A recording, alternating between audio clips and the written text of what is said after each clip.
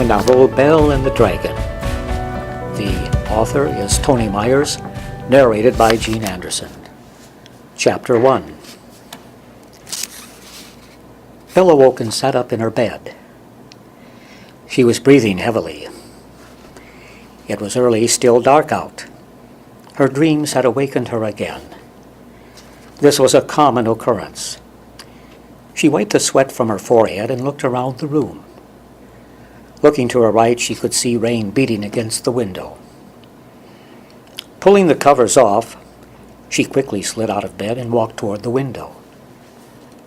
She looked out to the mountains in the distance, admiring them from afar. Belle enjoyed being in a room far above the tree line.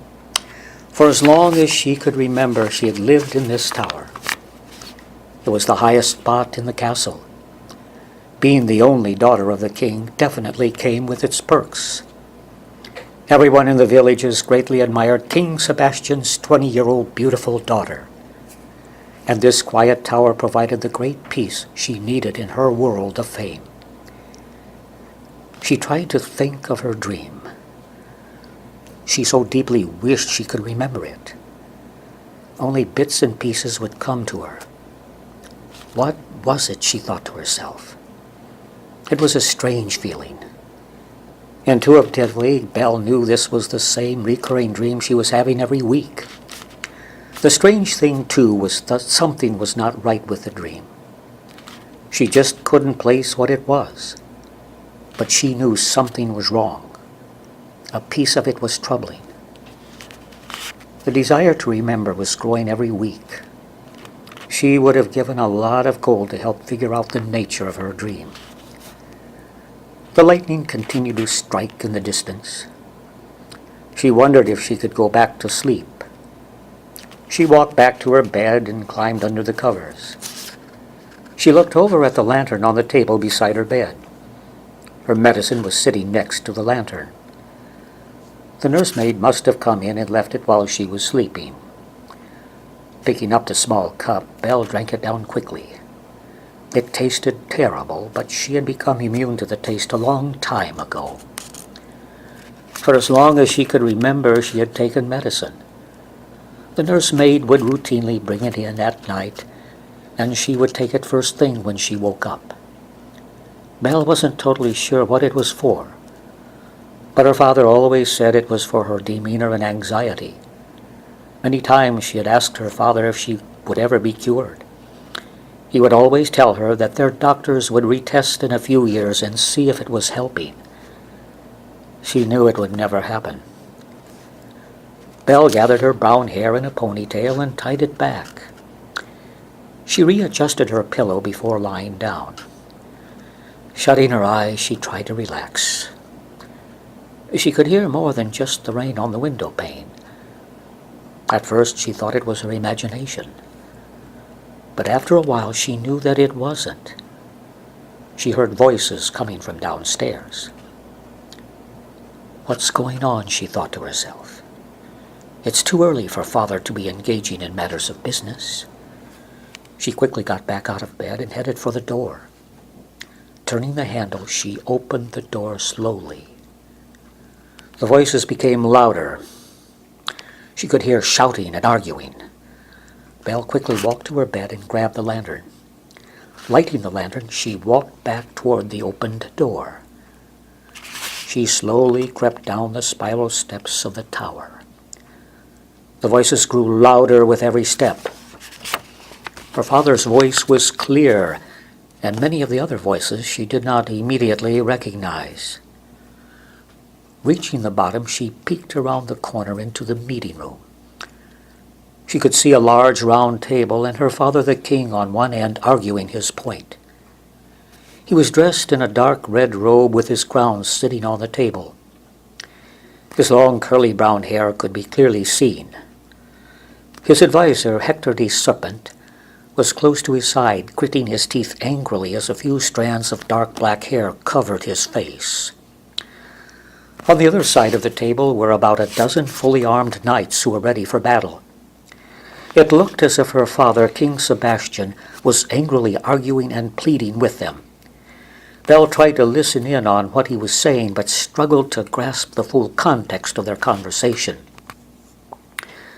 Across the table from the king, the chief knight of the realm, Michael, was arguing on behalf of his men. Belle couldn't hear him very clearly, but could tell he was trying to make a case against what King Sebastian was saying.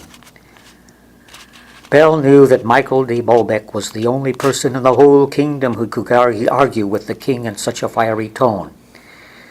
He had proven himself in various battles in defense of the kingdom and had accomplished much, even at the age of 25. He was strong, brave, and handsome, and though it was never said, Belle knew that her father was trying to groom him to one day be her husband. It seemed that everyone in the kingdom knew of this fact, which always made conversation with Michael a little awkward. "Listen, I'm not into the game of appeasement," Michael said, jamming his index finger on the table. His voice was strong and could be recognized anywhere. "This creature has oppressed us long enough. I say it's time to strike, and time to strike hard." The king shook his head. "Michael, what are you talking about? He has left us in peace for years. The people barely remember the last victim." Michael hit the table hard with his fist. His blond hair partially covered his face as he shouted angrily, "Peace! You think this is peace? The people live in fear of him. He sits there day after day on our border, waiting for someone from our land to come close." "Hold your tongue, Michael," Hector responded, pausing a moment to lick his lips. His voice reminded Michael of what a human snake would sound like. "You ought to know better than to talk to the king in this way. You ought to be bowing before him, not talking to him in this manner." Hector quickly pulled a dagger from his side. Michael remained unfazed, not in the least bit scared of Hector. "Quiet down, Hector. I can handle this," King Sebastian spoke. Hector lowered his dagger, giving Michael an angry look. Belle despised Hector. He always dressed himself in dark green clothing and seemed to linger in the shadows. She often objected to the advice and opinions he seemed to plant in her father's mind. She wished he would listen to her warnings, but it was always to no avail. "All right, listen, King," Michael said, brushing his hair out of his eyes. "This creature needs to be shown strength. I'm not sure if my men and I will be able to quietly hunt him down and destroy him. But I say at least let's come to him with swords ready to fight. Some of these creatures are conscious enough to detect emotions like fear and courage. Let's show him latter. Show him the latter. Let's show him the strength of the kingdom." Though no one directly said it, Belle knew the creature they were referring to, a dragon, a cave-dwelling dragon that caused the people of Mendelin to live in fear. On his own, he had created a forbidden territory east of the kingdom that the people stayed away from. His cave sat in the middle of this 10-mile territory. The townspeople refused to enter the area. In the past, some of the new travelers to the kingdom thought the dragon was a myth. But 5 years ago, any talk of a myth was put to silence. A merchant was eaten when he tried to take a shortcut by journeying through the area. His bones were later found at the edge of the territory. The dragon left them as a warning for the people. The king continued, "Michael, we don't cross into this border or his border, and he stays in ours. This dragon has shown reserve and respect for our kingdom." "Respect? Respect," Michael countered. "You think living at our border and threatening to kill our people is a sign of respect? And answer me this. Why has he suddenly decided to dwell at the edge of the border and blow fire into the surrounding fields?" The king shook his head. "You are not listening to me. The proper way to go about this is not through a fight with a dragon. How many soldiers would we lose? Are you willing to sacrifice a few men from your band of knights just to kill a rather small dragon that lives not in our towns, but outside our border?" Michael couldn't help but smile in sarcasm at the king's use of the word small. Though compared to other dragons he was quite small, this one was no less intimidating. He would still rival the size of an elephant, and his sharp teeth and massive tail would leave anyone cowering before him. "My king, also think about this. If this beast was sent away, the trade routes to the east would be opened. Our neighbors would see it as a sign of goodwill." The king rubbed his forehead out of frustration. He spoke a little quieter.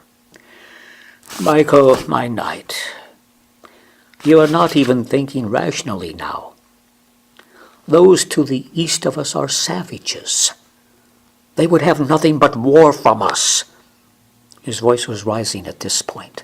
"Please, will you just let me explain my solution before you keep objecting?" Michael took a deep breath and looked back at his knights. They seemed to be waiting patiently while he made his opinion known before the king. Michael had argued his point mightily and so far wasn't getting through. He decided to yield to the king. He spoke in a calm voice. "O king, tell me, what do you have in mind for this creature?" King Sebastian bowed his head gently in a sign of appreciation. "Thank you for seeing the light. I will proceed."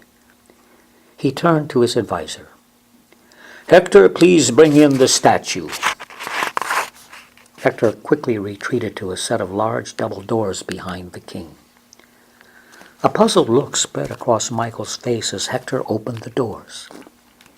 He beheld the statue that two royal servants brought in on a cart. Hector helped guide it into place by the table. Michael couldn't believe what his eyes were seeing. It was a wooden statue of a dragon. It was about 5 feet in height, beautifully designed and very well detailed. Hector was a master craftsman and seemed to have spent hours on this fixture under the king's orders.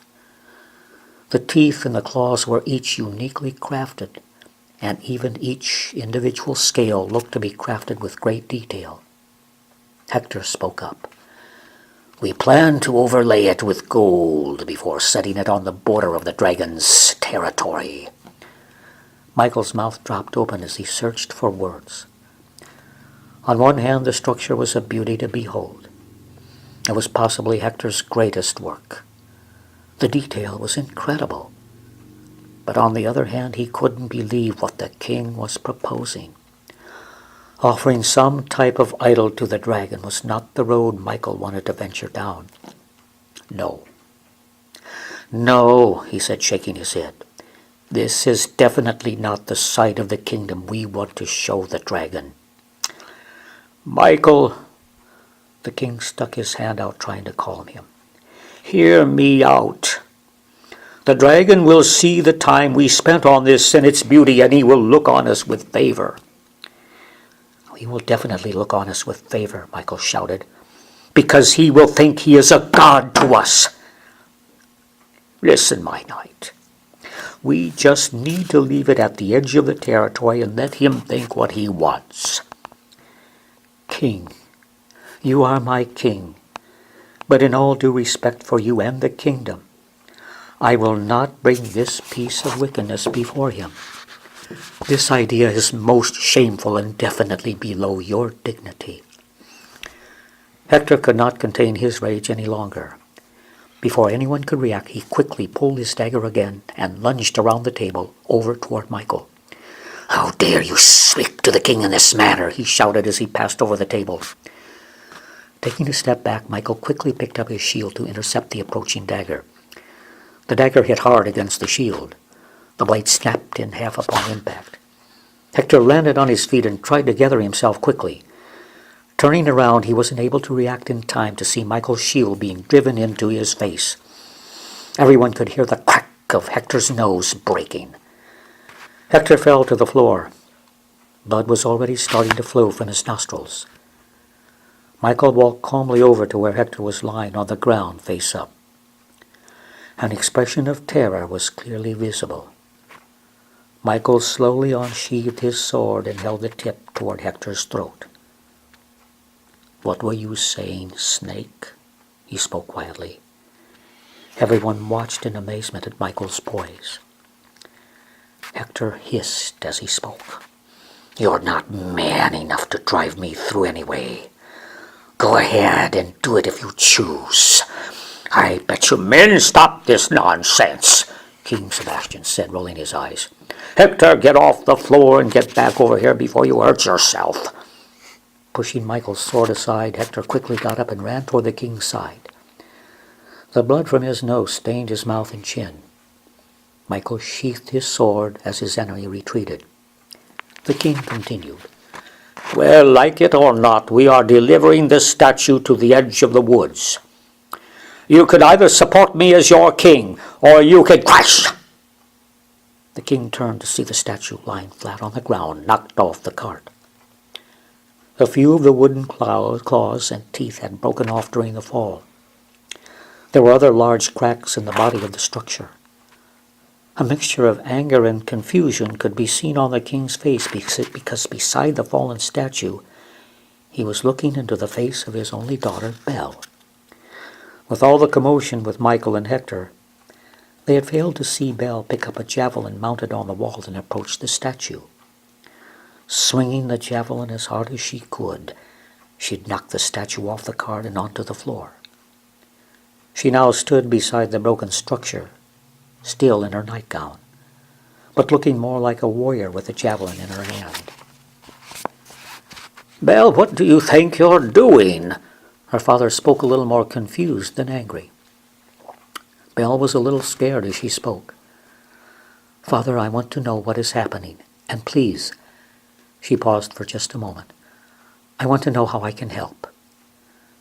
Though she tried to look and sound tough, her voice was naturally soft and pleasant. It was always inviting to all who heard it. The room had gone silent for a moment. Tensions had been rising all morning, and it was as if Belle's presence had brought everything back down to a calm level. All the knights had grand respect for the king's daughter. She was always kind to the townspeople and sought to befriend them when she could. She truly represented the best of the kingdom of Mendelin. Michael took a deep breath and spoke quietly. "Belle, the dragon has been coming out of his cave the last 2 days and traveling to the edge of his border, sometimes into our territory." "You can't prove that," the king countered. Michael continued. "Regardless, he is burning the fields on the edge of our border, destroying crops and killing a few livestock. I'm sure you've also heard the rumors that he growls at night, giving off a warning to those nearby." "Belle, we are debating what is the proper procedure to deal with these current developments," her father added. Everyone stood in silence for a few seconds, trying to process everything that had happened and everything they had discussed. The mood had become noticeably less tense. Michael and his knights took seats at the table. Belle quietly sat down before speaking up. "Father, I think we should follow Michael's plan. This dragon has been pestering us for years now, and maybe in the past the people were content to let him live on as long as he left us unbothered. But Father, now is the time to fight back. He is again bringing fear to the townspeople and threatening us. He is one of the smallest dragons we know of. Surely men with half the skill and courage of Michael have slain dragons greater than the one we face. I say let's take up arms and confront him at once." Michael couldn't help but smile slightly at Belle's confidence in him. The king gently sat down at the table. He shook his head in exhaustion. He was angry at Michael. If it weren't for his loyalty and valor in battle, the king would have surely demoted him a long time ago. He rubbed his hands through his thick brown beard as a plan formulated through his mind. He wanted a way to turn the situation around for his own glory and fame, or better yet, for the glory and fame of his lineage. Standing up, the king grabbed for his crown and placed it on his head. He was ready to issue a decree. Now this is what I propose. Today we lead a procession through the town with Michael and his knights on the way to fight the dragon. Let the people see we are going to strike. I agree, my king, Michael responded. But let me say this, the king continued with a smile on his face. At the front of the procession beside Michael will be my daughter leading the way. This caught Michael off guard. He did not like the sound of this. With all due respect, sire, I do not agree with this decision. Yes, your daughter is skilled with the sword and will be a knight in her time. But I don't think she is quite ready to face a dragon. I know you would let me finish, the king responded.